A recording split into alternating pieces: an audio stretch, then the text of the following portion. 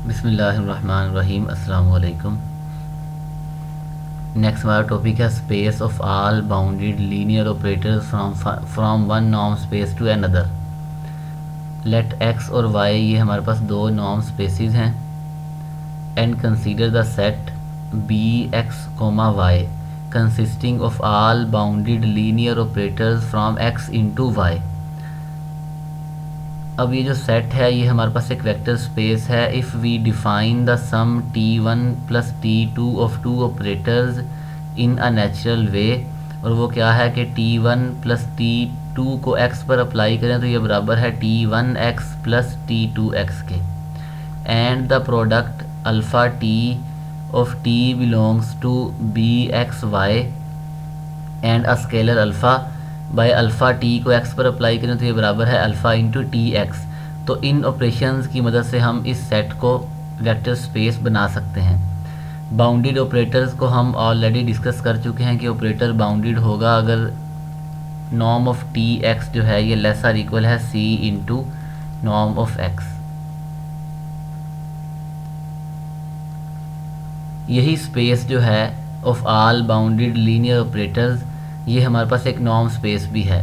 The vector space of all bounded linear operators from a norm space x into a norm space y is itself a norm space with norm defined by.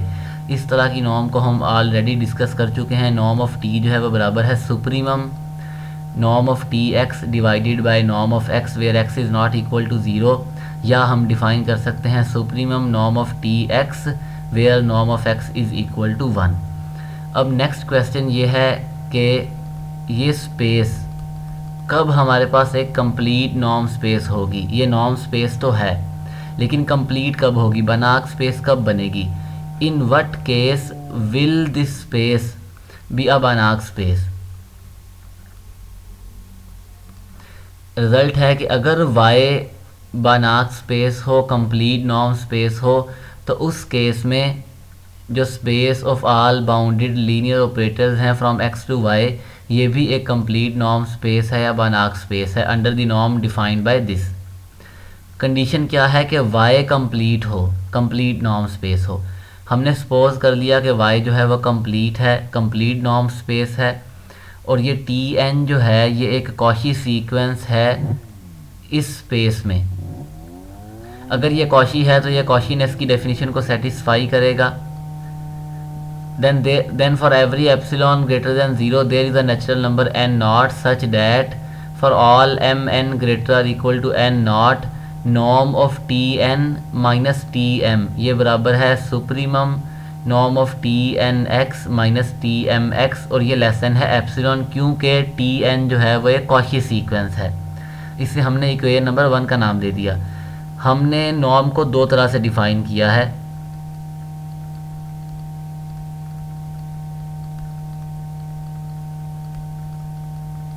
इस तरह से define कर सकते हैं या इस तरह से डिफ़ाइन कर सकते हैं। तो हमने इसे यूज़ किया है, हम दोनों को ही यूज़ करेंगे जहां हमारे लिए आसानी होगी।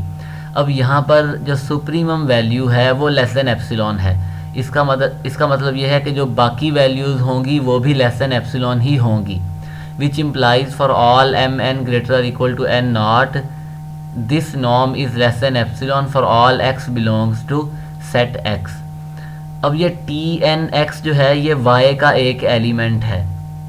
अब हमने y के दो एलिमेंट्स लिए, उनका डिफरेंस जो है वो लेस देन एप्सिलॉन है for all M N greater equal to N not. अब ये कॉशी सीक्वेंस की डेफिनेशन है। इसका मतलब ये है कि ये y में एक कॉशी सीक्वेंस है।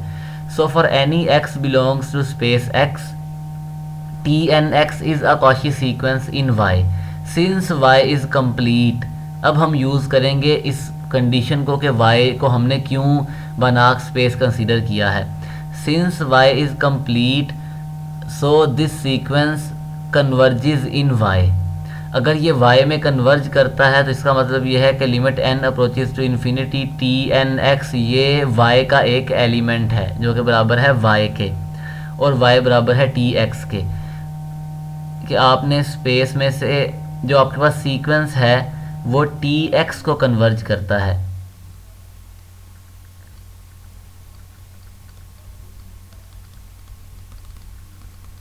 T x. अब टी एक्स क्या है, टी एक्स हमारे पास y के बराबर है। We regard t as a function from x to y which takes x to T X. We show that t जो है वो बाउंडेड लीनियर ऑपरेटर है। हमने प्रूव ये करना है कि टी एन की लिमिट t है। टी एन क्या था, कॉची सीक्वेंस था बी एक्स वाई में। अगर ये t इसकी लिमिट है तो फिर t बाउंडेड भी होगा और लीनियर भी होगा। तो उसके लिए हमें ये शो करना पड़ेगा कि ये, सबसे पहले हम प्रूव करेंगे कि ये लीनियर है, फिर हम प्रूव करेंगे ये बाउंडेड है। We show that t is a bounded linear operator. अब टी एन जो है वो लीनियर है, बाउंडेड भी है। हमने दो एलिमेंट्स लिए फील्ड में से, दो एलिमेंट्स लिए x में से। टी एन को इस लीनियर कम्बिनेशन पर अप्लाई किया तो ये a T N X plus B T N Z के बराबर है, क्योंकि टी एन लीनियर है। अब a X plus B Z ये इसी स्पेस का एक एलिमेंट है। तो अगर हम इस इक्वेशन में x की जगह ये एलिमेंट रख दें तो ये इक्वेशन बन जाएगी t of a X plus B Z ये बराबर है limit n approaches to infinity T N of a X plus B Z. T N linear है, लिमिट को अप्लाई करें तो ये आ जाएगा a into T X plus B into T Z. So t is linear. Next हमने prove ये करना है कि t जो है वो बाउंडेड भी है। अब इक्वेशन नंबर 1 में हमने नॉर्म को डिफाइन किया था कि T N minus T M ये बराबर है supremum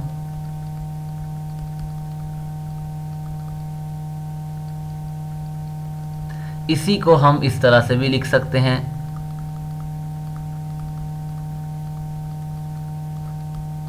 divided by norm of x where x is not equal to 0। तो हमने इस इक्वेशन में m को अप्रोच करवा दिया है इन्फिनिटी को। हम लिमिट अप्लाई करेंगे m approaches to infinity in 1 and using the continuity of norm function, क्योंकि नॉर्म एक कॉन्टीन्यूस फंक्शन है तो हम लिमिट को नॉर्म के अंदर भी शिफ्ट कर सकते हैं। For all m n greater equal to n not, इस लिमिट को इस नॉर्म पर अप्लाई करें। So limit m approaches to infinity supremum x belongs to x is not equal to 0, norm of T N X minus T M X divided by norm of x ये less than है epsilon के। हमने करना है for all x belongs to x। अब क्योंकि norm continuous है तो लिमिट को हम नॉर्म के अंदर शिफ्ट कर देंगे, टी एम जो है वो t को कन्वर्ज कर जाएगा। तो यहाँ हमारे पास बनेगा supremum norm of T N X minus T X divided by norm of x ये लेस देन है एप्सिलॉन के। इसका मतलब ये है कि टी एन माइनस टी ये लेस देन है एप्सिलॉन। यहाँ से हम कह सकते हैं कि T N minus T is bounded. अगर ये बाउंडेड है तो फिर ये इस स्पेस का एक एलिमेंट है। ये लीनियर है क्योंकि टी एन भी लीनियर है, टी भी लीनियर है, तो इनका डिफरेंस भी लीनियर है। तो ये बाउंडेड है तो इस स्पेस का एक एलिमेंट है। और ये स्पेस एक वेक्टर स्पेस है। अगर वेक्टर स्पेस है, हम दो एलिमेंट्स लें, एक एलिमेंट हमने इस स्पेस में से लिया है और एक एलिमेंट हमने ये एलिमेंट लिया है टी एन माइनस टी और एक है टी एन। अब ये वेक्टर स्पेस है, इन दोनों का डिफरेंस अगेन इसी स्पेस में होगा। इन दोनों का डिफरेंस बराबर है टी के। So that T as the difference of two elements of this space B X Y is in B X comma Y. Hence T जो है वो बाउंडेड भी है। टी जो है वो बाउंडेड भी है। हमने प्रूव किया था टी जो है वो लीनियर भी है। टी बाउंडेड है, टी लीनियर है और टी एन जो है वो टी को कन्वर्ज करता है और ये इसी स्पेस का एक एलिमेंट है। तो हम ये कह सकते हैं कि space of all bounded linear operators ये एक कंप्लीट नॉर्म स्पेस है या बनाक स्पेस है। नेक्स्ट हमारे पास है डुअल स्पेस। इससे पहले हम अलजेब्राइक डुअल स्पेस को डिस्कस कर चुके हैं, जिसमें हम तमाम लीनियर ऑपरेटर्स को कंसीडर करते थे, तमाम लीनियर ऑपरेटर्स एक्स से फील्ड तक। लेकिन डुअल स्पेस में ये वो हमारे पास अलजेब्राइक डुअल थी। डुअल स्पेस एक्स प्राइम जो है इसमें हम बाउंडेड लीनियर ऑपरेटर्स या बाउंडेड लीनियर फंक्शनल्स को कंसीडर करेंगे। Let X be a norm space, then the set of all bounded linear functionals on x constitute a norm space with norm defined by this. ये हमारे पास norm है और हम dual space में bounded linear functionals को consider करेंगे और इसी स्पेस को एडजॉइंट या कंजुगेट स्पेस भी कहते हैं, डिनोटेड बाय एक्स डैश या एक्स प्राइम। अभी हमने एक रिज़ल्ट पढ़ा है कि बी एक्स वाई ये एक कंप्लीट स्पेस है अगर y कंप्लीट हो, कंप्लीट नॉर्म स्पेस है अगर y is complete norm space, और इसमें बाउंडेड लीनियर ऑपरेटर हैं, लीनियर फंक्शनल भी एक ऑपरेटर ही है। तो अगर हम डुअल स्पेस की बात करें तो वो बराबर है इस सेट के x, f, और f जो है वो या तो r है या c है। तो प्रीवियस रिजल्ट जो है वो यहाँ पर होल्ड करेगा, since a linear functional on x maps x into r या c, क्योंकि फील्ड r है या c है। Since r and c taken with usual metric is complete, यानी कंप्लीट नॉर्म स्पेस हैं, तो हम ये कह सकते हैं कि जो हमारे पास डुअल स्पेस है वो असल में collection of all bounded linear operators हैं फ्रॉम x टू y। अब y यहाँ पर r या c का काम करेगा और y कंप्लीट है, with complete space y is equal to r या y is equal to c। Hence last result is applicable. Last result क्या था? इफ़ y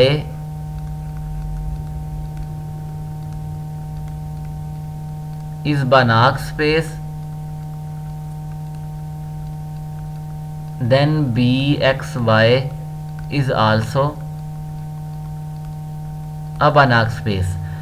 अब हम ये कहना चाहते हैं कि डुअल स्पेस जो है वो हमारे पास of a norm space x is a Banach space, हर केस में Banach स्पेस होगी whether or not x is, यानी x जो है वो Banach स्पेस हो या ना हो इससे फ़र्क नहीं पड़ता।